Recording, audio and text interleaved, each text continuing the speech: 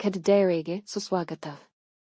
ಈ ವಿಡಿಯೋದಲ್ಲಿ ಉತ್ಪನ್ನಗಳನ್ನು ಹಂತ ಹಂತವಾಗಿ ಹೇಗೆ ಸೇರಿಸುವುದು ಮತ್ತು ನಿರ್ವಹಿಸುವುದು ಎಂದು ನಾವು ನಿಮಗೆ ತೋರಿಸುತ್ತೇವೆ. ಮೊದಲಿಗೆ ಖೆಡ್ ಡೈರಿ ಆಪ್ ತೆರೆಯಿರಿ.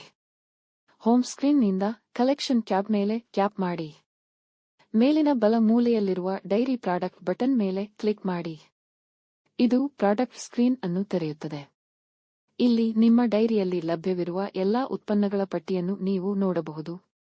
ಹೊಸ ಉತ್ಪನ್ನವನ್ನು ಸೇರಿಸಲು ಆಡ್ ಪ್ರಾಡಕ್ಟ್ ಬಟನ್ ಮೇಲೆ ಟ್ಯಾಪ್ ಮಾಡಿ. ಮೊದಲಿಗೆ ಉತ್ಪನ್ನದ ಹೆಸರನ್ನು ನಮೂದಿಸಿ.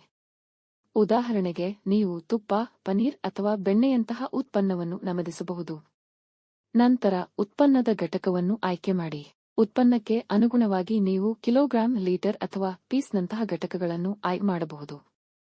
ಈಗ ಪ್ರತಿ ಘಟಕದ ಉತ್ಪನ್ನದ ಬೆಲೆಯನ್ನು ನಮೂದಿಸಿ. ಅದರ ನಂತರ ಉತ್ಪನ್ನಕ್ಕೆ ಲಭ್ಯವಿರುವ ಸ್ಟಾಕ್ ಪ್ರಮಾಣವನ್ನು ನಮೂದಿಸಿ.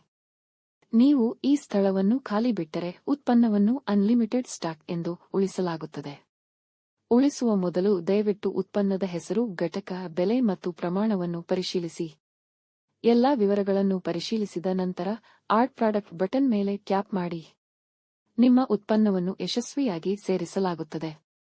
ನೀವು ಈಗ ಕೆಳಗಿನ ಉತ್ಪನ್ನ ಪಟ್ಟಿಯಲ್ಲಿ ಹೊಸ ಉತ್ಪನ್ನವನ್ನು ನೋಡಬಹುದು. ನೀವು ಯಾವುದೇ ಉತ್ಪನ್ನದ ಮಾಹಿತಿಯನ್ನು ನವೀಕರಿಸಲು ಬಯಸಿದರೆ ಉತ್ಪನ್ನದ ಮೇಲೆ ಟ್ಯಾಪ್ ಮಾಡಿ. ನಂತರ ನೀವು ಅಗತ್ಯವಿರುವ ವಿವರಗಳನ್ನು ಎಡಿಟ್ ಮಾಡಬಹುದು.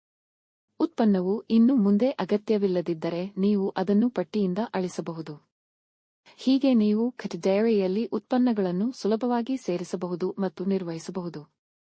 ನಮ್ಮ ಆಪ್ ಬಳಸಿದ್ದಕ್ಕಾಗಿ ಧನ್ಯವಾದಗಳು.